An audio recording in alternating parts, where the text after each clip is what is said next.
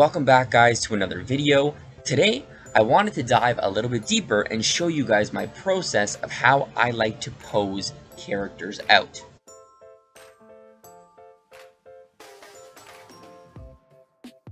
Posing is super important in animation. I usually spend like 80% of my time posing out my characters, and then the last 20% is just the animation part. There are a few key things that make a good pose, and we can go through those as we pose this character out. First thing I like to do, I like to create a separate layer from my animation where I can, sketch out a pose, sketch out a line of action, and just work separately. So let's select a red on our separate layer, and let's take a look at this pose. What do we like about it? First thing that stands out is this nice C curve line of action, right? So you always want to think in like S curves and C curves. That's how you want to think about posing your character. The next thing that I like, if we look here, is this negative space. It's really making an interesting shape between the legs. I like this negative space between the head and the sword, and even between the arms. So not only does it make an interesting shape, but it makes the silhouette more readable, right? So if this sword was touching this head, it would be hard to tell what was going on here. Okay, so we kind of have a plan. We like this C curve, we're gonna add this negative space. Now, when it comes to actually posing out a character rig, it's a little different than just drawing it out, because the rig has limitations, right? We have to work around those limitations. So I find it's best to work in kind of passes. First pass I do, I'm just gonna be moving the pieces of the rig without touching the deformers. And I'm gonna try and match the pose as well as I can without moving the rig too much. So I'll bring the arms like this. This leg is bent this way. We'll bring the foot here. I'm working very loose, very quick. And this also helps keep the proportions, because it's very easy to get lost if you just start using the deformers. It's very easy to misplace like pivot points, and it can be a real nightmare. So this way, I really try and keep things like in a hierarchy. Okay, something like this. Nice. So that's kind of good enough. So now what I like to do, I'll just go one more over in my timeline. I'll give it a nice keyframe just in case I mess up. Now I can always return to my original pose and I don't lose that. So let's go to my draw over layer. I'll zoom in, take a look at this pose. And now I'll start to draw in and shape the pose a little bit more.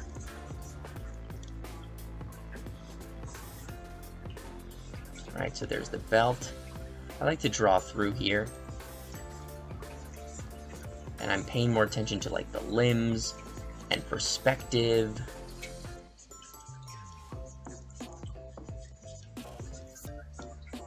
And I'm trying to be as confident and with my lines as I can. Just so I can, the more scratchy I am, the harder it is for me to see what the hell I'm doing.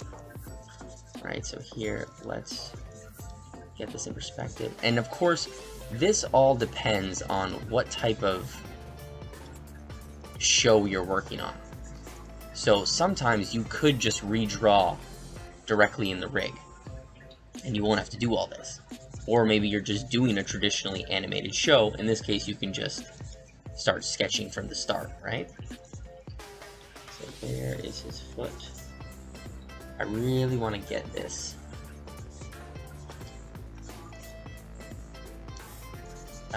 negative space there, so let's erase this. Here. His feet are also on the same plane, so I'll draw like this. Okay, there we go.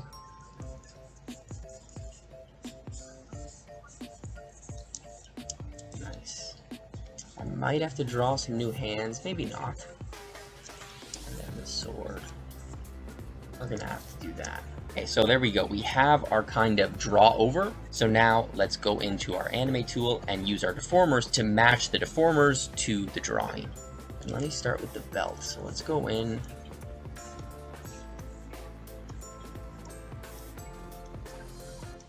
Oops. And again, like I said before, right, it depends on the show. So sometimes shows that you're on, you don't need to be this detailed when you pose. You don't need to have foreshortening or anything, right? So it really depends on the style of the show you're working on. All right, so now I'm gonna match, as best I can, these lines to my lines. And at this stage too, it doesn't have to be exact, because you can refine this as much as you want. You can do this draw over as many times as you want to get it right. So let's put this here. And usually I never get it right on my first try.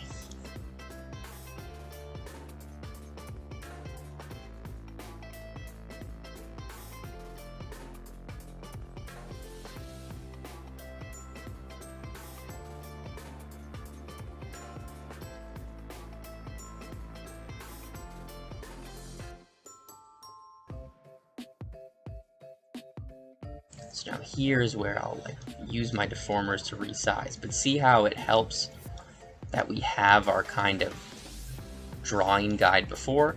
Because if I were to just resize things right out of the gate, I would very, very quickly lose control of my deformers. And there's nothing worse to lose control.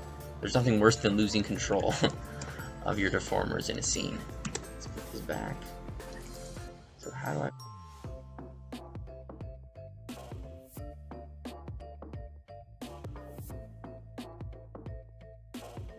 And it doesn't really matter what we do here, because since we keyframed it, our other pose, we can always go back if we mess this up, or if it doesn't look right. So this way, I feel it gives me more confidence to take more risks. Because before, I never used to do this, and I would always screw up my original pose, and then it would take me forever to get that pose back. But this way, I'm way more, what is it, eager to try new things and push my poses even more.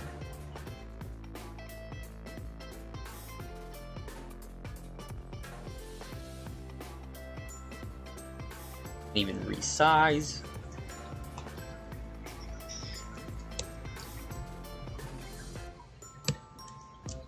So the way this works as well, where is it? There's a cutter for the cuff that you can just bring forward in Z depth, and then you bring the wrist forward in Z depth. And now, if we just reposition this, our sleeve is facing the front more. Well, let's do the same thing here.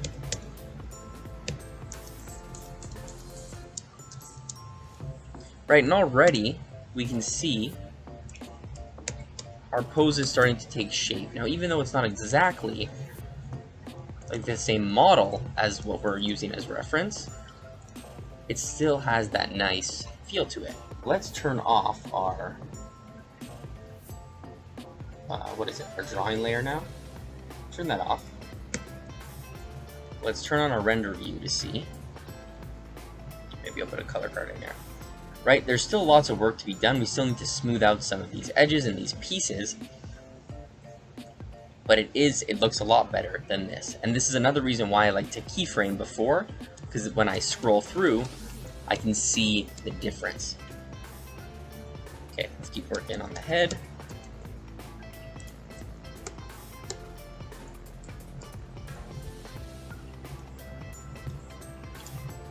And when you're doing rigged animation as well, cutout animation, a lot of these skills come with being familiar with the rig. So knowing where each piece is, knowing how the rig is set up, that is a huge factor when it comes to being comfortable posing and animating.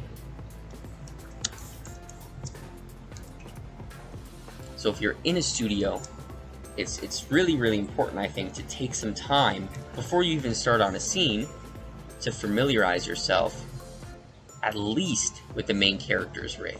At least. Okay, there, this. I don't really like the back.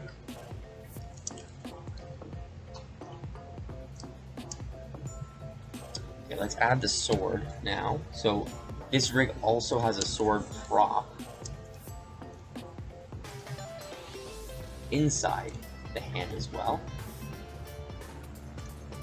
I might need to redraw the angle. I don't have that angle, but we won't redraw it for this. But the hands,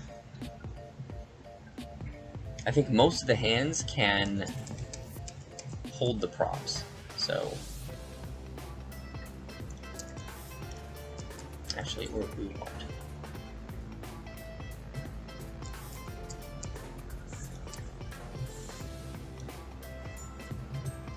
And sometimes, like, I don't really want to redraw the hand, so maybe I'll put the arm back here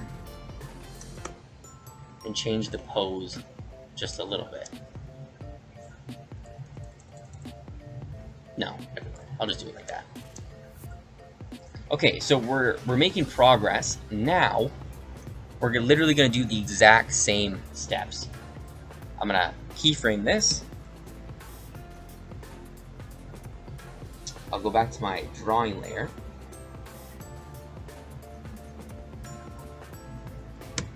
And I'm going to draw over this again. But this time, I'm going to be even more clean with my lines, because I can see more, right? So, let's make this even smaller. Even smaller, right? So now the smaller you go, the easier it is to see. So, right, just one line that I'm going to follow. One line.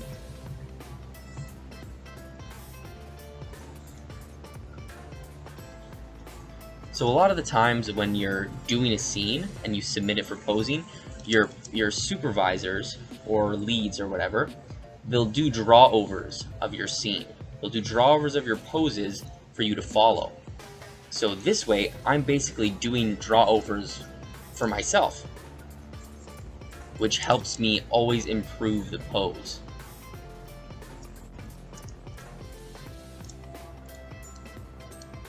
Okay. There we go. Let's really focus on the head now, and the neck.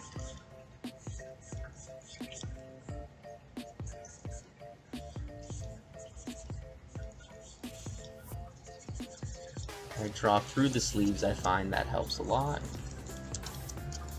We want this sleeve to also be this way. There. Alright, now we can really define that negative space between the arms, between the legs already. I'm liking that. And right, the sword, we don't have that angle, so whatever. We gotta work with what we have, right?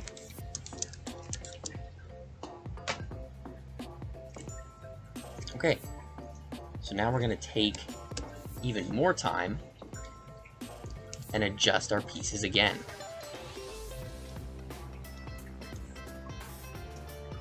Now you can even zoom in. So when you first start, I like to keep it zoomed out a bit, but the more detailed we go, the more you can zoom in.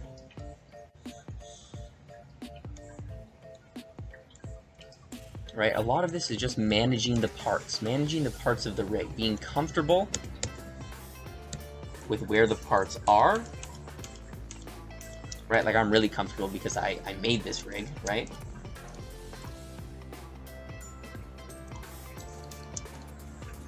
But that's huge. Be comfortable where the parts are in the rig and how they work. A good thing to know is, like, if there's a cutter or something, how is it interacting? Like, what is the cutter affecting? That's kind of the most things that give me the headache the most, are dealing with cutters that I don't understand, where they're coming from, basically. Let's see.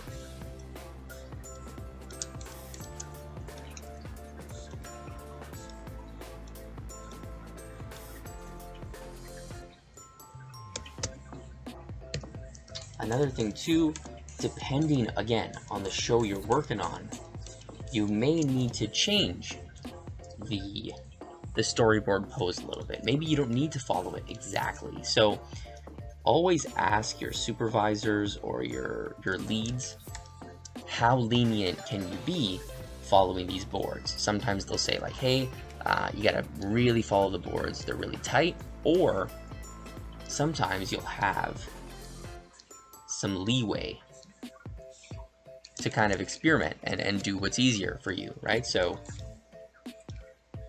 it's always good to ask. I don't know, this is the shadow of the belt.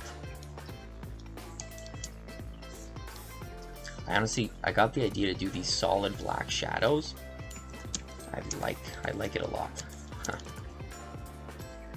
Right, and I'm just tightening up everything, making it as smooth of a curve as I can. So the problem I always have with rigs that I do, I always leave this gap for the arm, and I never know what to do with it.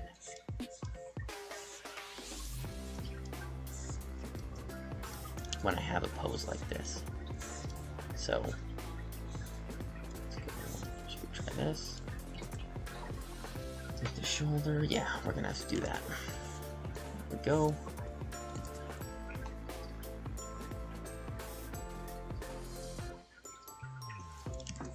Right now we even get the little details on his tunic, right?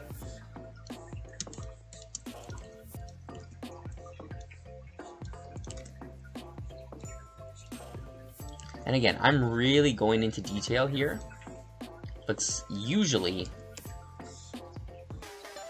you're not gonna have time to do this on like an episode. Like usually you got like 2 weeks to do at least 1,500 frames. It's just not realistic to spend this much time on each scene, right? So you gotta kind of come up with ways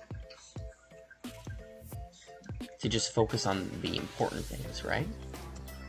And of course, the more you do this, the more comfortable you get with working with these rigs, the faster you get. So speed will come. I guess at the beginning, just make sure you're trying to focus on creating a workflow for yourself. There we go, that shoe is looking nice. Just one thing with this belt.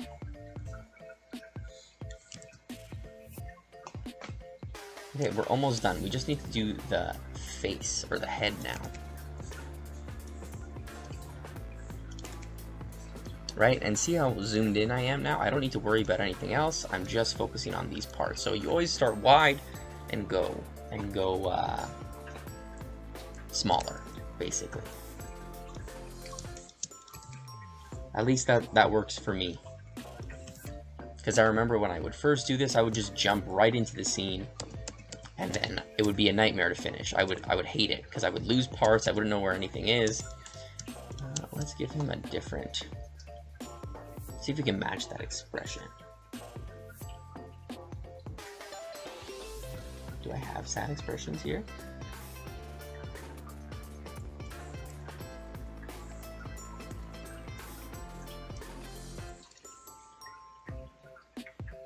Not really nice one. How about this? There we go.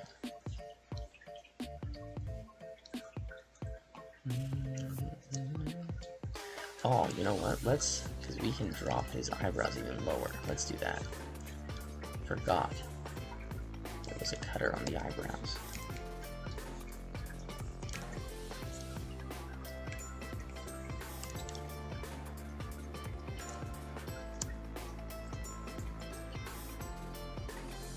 Nice. Oops. And let's move this here. Get that negative space.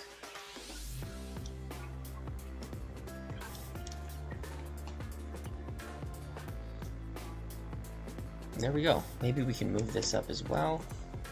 Oops. Or move it back.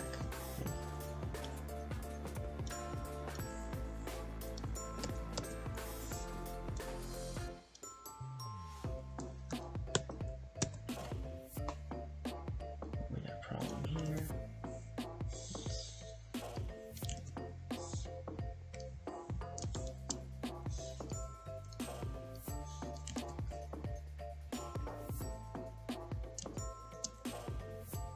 Okay, let's take a look at this. I'm happy with that.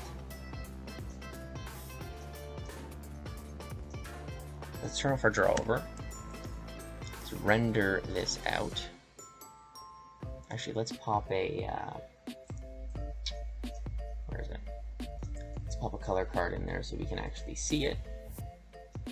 And yeah, the last thing would be to check your render view, because sometimes things show that aren't supposed to be there in the OpenGL, and you can get a better look at if lines are broken or something like that, you know?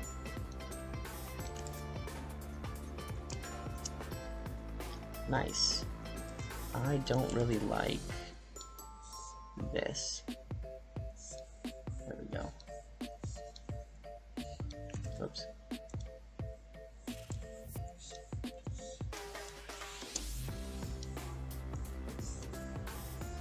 The shadow. There we go. Follow this more.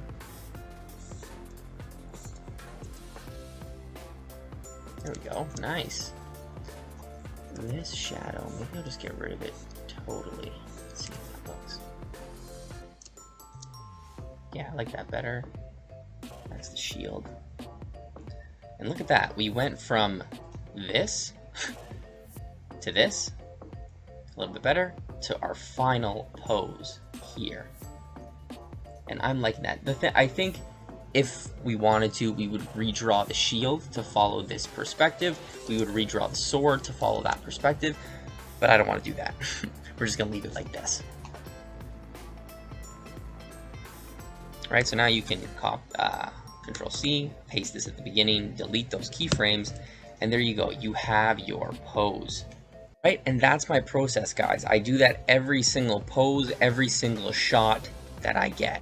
Ever since I started focusing more time or dedicating more time to posing out the shots, thinking about how characters are going to move, thinking about the negative space, thinking about the line of action, my scenes have been, one, easier to animate, and they look a lot better as well. That's it. We're out of time for today, but thanks for stopping by. I hope this shed a little bit of light on posing characters for animation. So again, thank you for watching, and I'll see everybody in the next video. Happy animating.